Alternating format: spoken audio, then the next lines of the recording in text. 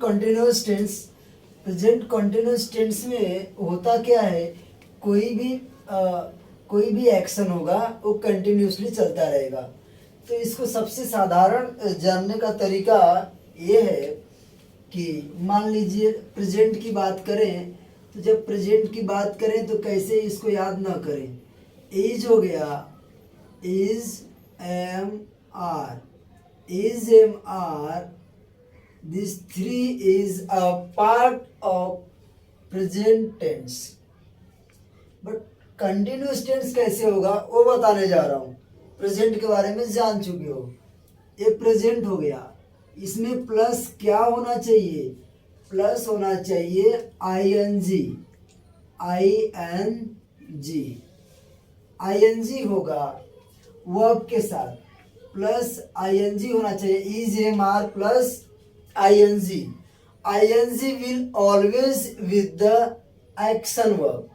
Action verb मतलब जो भी क्रिया हो रही होगी उसके साथ आई एन जी होगा। Is am are plus I N G is written in any sentence that all sentence will come present continuous tense. समझ में आ गया क्या मेरे ख्याल से? तो इस तरह से होगा, is am are plus I N G जब होगा तो उसे काउंट कर लेंगे। जैसे लिखा मैंने पहला एग्जाम्पल इस तरह से दिया, he is writing, he is writing, he is writing, he is writing, he is writing English मैंने डाल दिया। कुछ भी ऑब्जेक्ट तो डालना पड़ेगा ना, बिना ऑब्जेक्ट के सब्जेक्ट क्या, कुकुर थोड़ी है जो भटकता रहेगा। देखो, ही इज राइटिंग इंग्लिश, कोई इंग्लिश की राइटिंग कर रहा है तो मैं ट्रांसलेशन के ऊपर नहीं जाता हूँ। अगर ट्रांसलेशन सिखाने लग जाऊंगा तो ज़्यादा टाइम लग जाएगा। हम लोग सिर्फ टेंस बता रहा हूँ तो टेंस के ऊपर आते हैं। यहाँ पे देखिए, इज एम आर में से इज यहाँ पे अवेलेबल है तो ये प्रेजेंट टेंस को इंडिकेट कर रहा है। और plus I N G is with verb, verb के साथ क्या लगा है, आई एन जी, वर्ब के साथ ही आई एन जी लगा होगा। Verb plus I N G लिख दो क्या यहाँ पे, क्या ऐसे ही ठीक है? ठीक है, ऐसे ही ठीक है ना? कि जान लो जो भी खुजली होती है, जो भी कुछ भी इसमें गड़बड़ी होती है, कुछ भी उल्टा पुल्टा होगा, एक्शन वर्ब के साथ ही होगा। खेल रहा है, कूद रहा है, नाच रहा है, गा रहा है, जो भी होगा वो एक्शन वर्ब के साथ ही होगा। तो यहाँ पे देख लेते हैं एक कंटिन्यूस, इसका टेंस का यूज कब करेंगे। ही इज राइटिंग इंग्लिश बोला है, वो इंग्लिश लिख रहा है, मतलब पिछले 5 मिनट से लिख रहा है, आगे कब तक लिखते जाएगा। फिलहाल में क्या है, हमारी जानकारी में जब वो बात आई उसके पहले से वो लिखे जा रहा है और अभी भी लिख ही रहा है। ठीक है ना? तो इस तरह से हो जाएगा। और सेकेंड वाला मैंने इस तरह से अगर लिखा, सी इज वॉचिंग, वॉच मतलब देखना होता है और वॉच मतलब घड़ी भी होता है, और दोनों का स्पेलिंग सेम होता है, अपनी अपनी जगह पे उनको फिट करना होता है। She is watching a movie, वो फिल्म देख रही थी। She watch, is going to indicate of present tense plus I N G, verb के साथ ये जो आई एन जी लगा है, ये आई एन जी क्या बता रहा है, I N G is going to indicate continuous और टेंस इज टाइम। तो सब क्लियर है, टेंस ने टाइम को डिसाइड किया, कंटिन्यूस मतलब टाइम की कंटिन्यूटी को दिखाया, और इज जो है प्रेजेंट टेंस को दर्शाया। तो सब तीनों को अगर अलग कर दिया जाए तो इस तरह से होता है। She is watching a movie, कोई मूवी देख रहा है। इस ऐसे सेंटेंसेस को यूज कब करेंगे, कोई मूवी देख रहा है तो पिछले 5 मिनटों से देख रहा होगा, या फिर आधे घंटे से देख रहा होगा, या अभी भी कंटिन्यूस देखे जा रहा है। ऐसा तो नहीं है कि रास्ते में नाचते नाचते जा रहा है, किसी की खिड़की खुली है, गाना बज रहा है और झांक लिया, बोल दिया आई सी, कोई देख रही है बोल दिया सी, कोई जा रही है किसी के बारे में कंप्लेंट किया, बोलता अरे वो तो टीवी देख रही थी तो बोल दिया सी इज वॉचिंग मूवी। तो ऐसा नहीं होगा ना। वो परफेक्टली उसको वॉच किया जाएगा, या 10 मिनट किया जाए या आधा घंटा, कंटिन्यूसली काम होना चाहिए। और तो उसी को लेंगे हम लोग प्रेजेंट कंटिन्यूअस टेंस में। थर्ड वाला अगर मैं इस तरह से लिखूं, थर्ड वाला क्वेश्चन, मार्कर चेंज कर देता हूं। The machine the machine the machine is the machine is making noise। Machine is making noise. Machine क्या कर रही है? नॉइस कर रही है। तो मुझे ये बताओ कि यहाँ पे मैं ट्रांसलेशन बताने जाऊंगा तो बहुत टाइम लगेगा। मैं यहाँ पे टेंस को क्लियर करता हूँ, जब ट्रांसलेशन बताऊंगा तो ट्रांसलेट करके बता दूंगा कैसे क्या होगा। ऑब्जेक्ट और सब्जेक्ट आप लोग जानते ही हो, उसी के हिसाब से सब है। ये देखो, यहाँ मशीन है, is again going to indicate to remember us, it will come present tense. ये प्रेजेंट टेंस में आएगा। और जो मेक है, मेक के साथ आईएनजी लगाए कि नहीं लगाए? तो इस main action verb, main verb के साथ जो लगा है, देखो हेल्पिंग वर्ब ये है, ये मेन वर्ब है, ध्यान देना इस बात का। तो क्योंकि हेल्पिंग वर्ब टाइम डिसाइड करता है और मेन वर्ब एक्शन डिसाइड करता है। टाइम और एक्शन होता है ना, रोल एक्शन, वो हाल है। तो क्या हो गया? मेकिंग, ये हमारा डिसाइड कर रहा है कि कंटिन्यूअस टेंस में बिकॉज ऑफ आईएनजी। और यहाँ पे इज है तो ये प्रेजेंट टेंस है, ये क्लियर है। तो इस तरह से आप लोगों को जानना होगा। अब इज वाला तो हो गया, अब एक आध दो आर वाला भी बता देना चाहिए था। चलो वो भी बता देता हूँ। तो ये तीन हमने बता दिया, और लिखने में भी और ये भी करने में, दोनों करने में वीडियो काफ़ी लंबा होता जा रहा है। अब इसमें सोचने की बात है। ये देखो, मूवी का स्पेलिंग जरा सुधार लो, MOVI के बाद ई लगाओ, मूवी। अभी सही है क्या? तो ये मूवी की स्पेलिंग थोड़ा करेक्ट कर लेंगे। और देखिए, फोर्थ वाला इस तरह से लिखा, यू आर गोइंग, कुछ भी लिख सकते हैं। यू आर गोइंग वेयर, या you are going to market लिख दिया, मार्केट। तो यहाँ पे आर हमारा जो आया है, ये आर भी हमें क्या बता रहा है? ये आर हमें ये बता रहा है कि ये प्रेजेंट टेंस का है और बिलोंग करता है प्रेजेंट टेंस में। और गोइंग जो है, आईएनजी बता रहा है कंटिन्यूअस टेंस को। ठीक है, ऐसे ही मान लीजिए यहाँ फिफ्थ वाला लिख दिया, आई एम प्लेइंग क्रिकेट, ऐसा लिखा। तो इसमें आई के साथ एम आया, एम बता रहा है प्रेजेंट टेंस के बारे में, और प्लेइंग बता रहा है कंटिन्यूअस टेंस के बारे में। इस तरह से ये बता रहे हैं। तो ये प्रेजेंट कंटिन्यूअस टेंस आपको बता दिया। और कुछ ऐसे सेंटेंस थोड़ा डिफरेंट टाइप के हैं, दो चार वैसे ही बता देता हूँ, नहीं तो काफी बड़ा हो जाएगा, तो बता रहा हूँ अभी।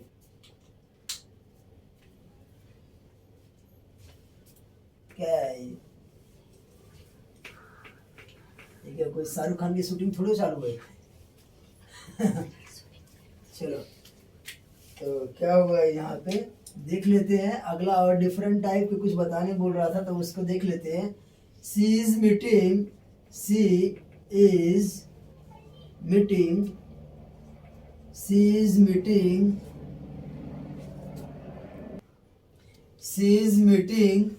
some friends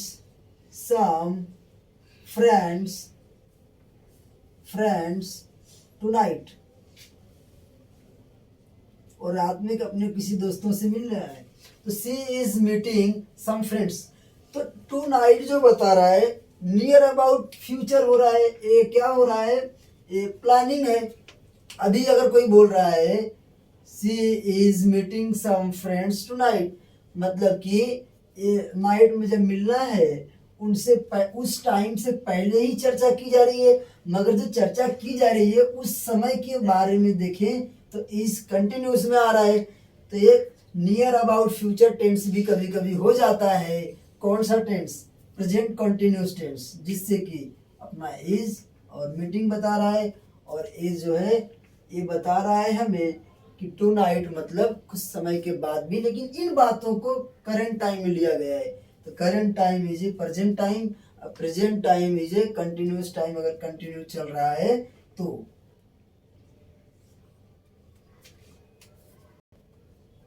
we are going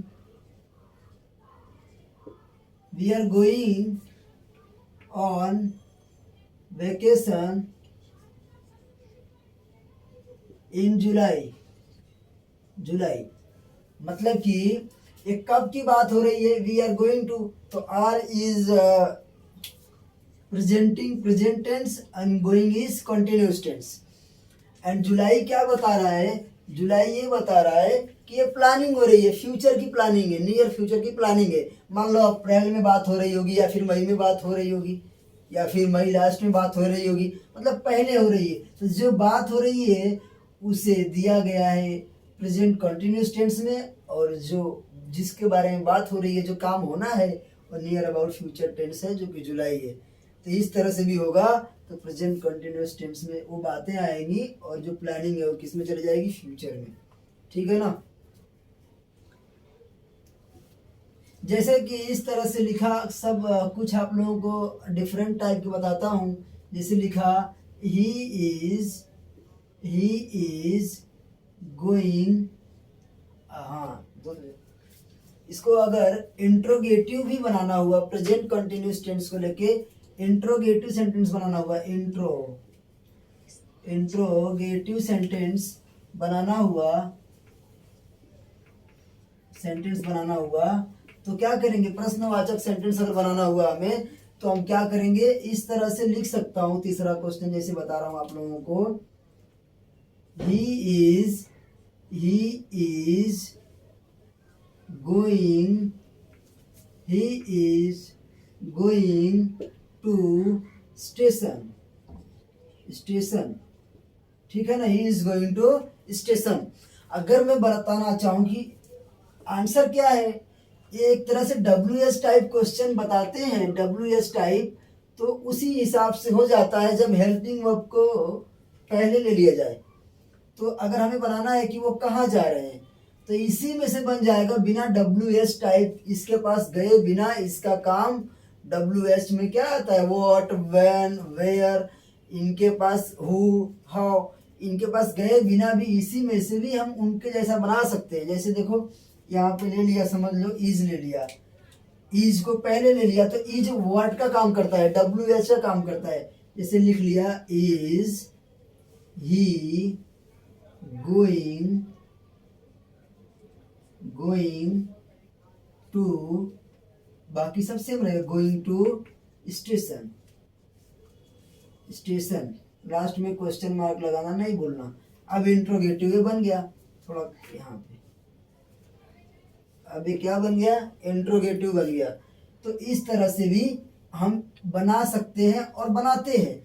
बिना WS टाइप क्वेश्चन का आपको नॉलेज नहीं है, लेकिन क्वेश्चन बनाना है और कंटिन्यूस में बनाना है, तो इस तरह से बनाओ। ठीक है? और अगर नेगेटिव बनाना है, ये भी नेगेटिव ही बन सकता है, लेकिन मैं एक नया बता देता हूँ। क्या इंट्रोगेटिव बता दिया एक, इसी के हिसाब से बनाते रहना।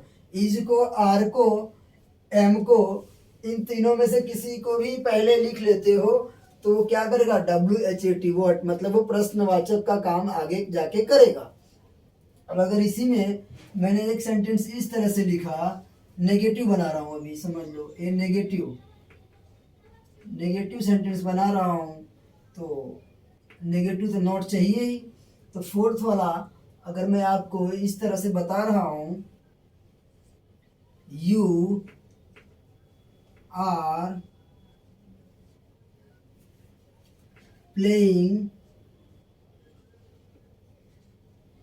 प्लेइंग विथ मी, तुम मेरे साथ खेल रहे हो।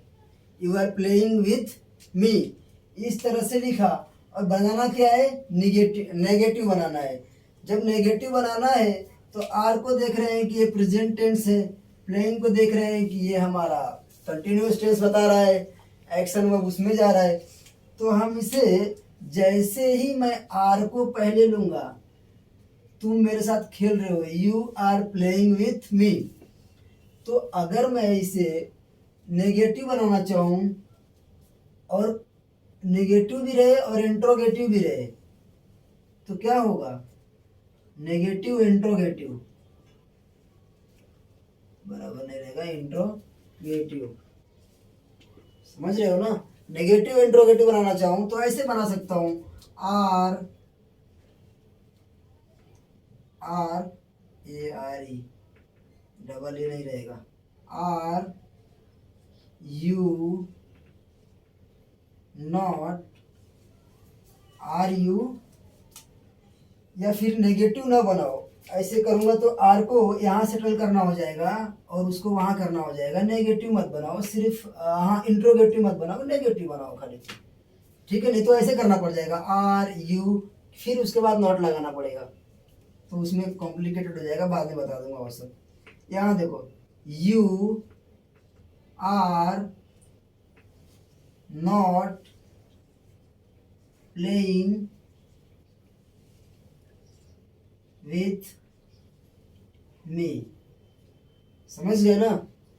कुछ नहीं करना है, जब नेगेटिव बनाना है तो नॉट लगाना है, नेवर, मतलब ना बोलने वाले शब्द को लगा दिया जाए, किसके बाद? हेल्पिंग वर्ब के बाद, तो हो जाएगा। तो इस तरह से हमारा ये फिनिश हुआ। जितना समझ में आया उतना आया, जितना नहीं आया उतना हम लोग क्या करेंगे, आगे करेंगे।